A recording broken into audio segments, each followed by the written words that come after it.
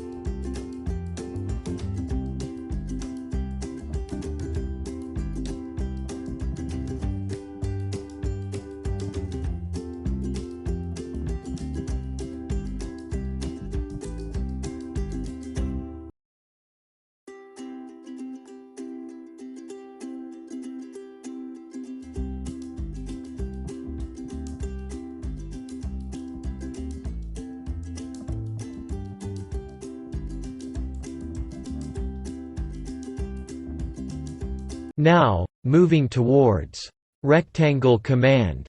The rectangle command is used to create rectangular shapes within sketches. Here's how it works. Selecting the Rectangle command.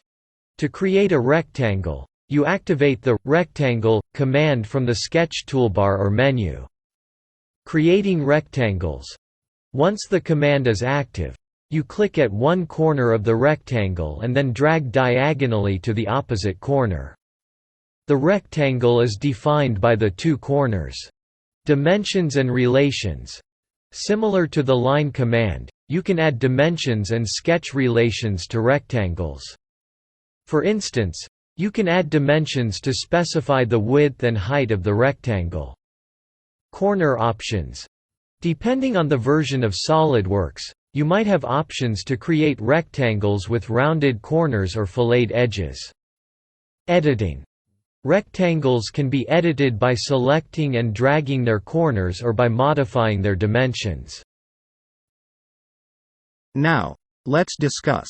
The Extrude command in Solidworks is a fundamental feature that allows you to turn 2D sketches into 3D shapes by adding or removing material along a specified direction. It's a crucial step in the process of creating parts and components within the software. Here's a detailed explanation of how the Extrude command works. Using the Extrude command. Activate sketch mode. Before using the Extrude command, you need to create a 2D sketch on a plane. This sketch defines the shape you want to extrude. Accessing the Extrude command. Once you have a sketch, activate the Extrude command. You can typically find it in the toolbar or menu under the Features section. Specifying parameters. Profile selection. Select the sketch you want to extrude. The sketch will be highlighted to indicate your selection. Direction. Choose the direction in which you want to extrude the sketch. You can extrude in both positive and negative directions. Distance. Specify the distance by which you want to extrude the sketch. You can enter a numerical value or use dynamic dragging. Extrude options. Blind. Extrudes the sketch by a fixed distance specified by the user. Through all. Extrudes the sketch through all the material in the specified direction. Up to surface. Extrudes the sketch up to a selected surface. Offset from surface. Extrudes the sketch at a distance offset from a selected surface. End conditions. Depending on the version and specific requirements, you might have options to specify end conditions such as blind, up to next, or up to vertex. Thank you for being a part of the Only Tech Mind community. Remember to stay curious and keep exploring the ever-evolving tech landscape. Don't hesitate to leave your thoughts and suggestions in the comments section, and I'll see you in the next video.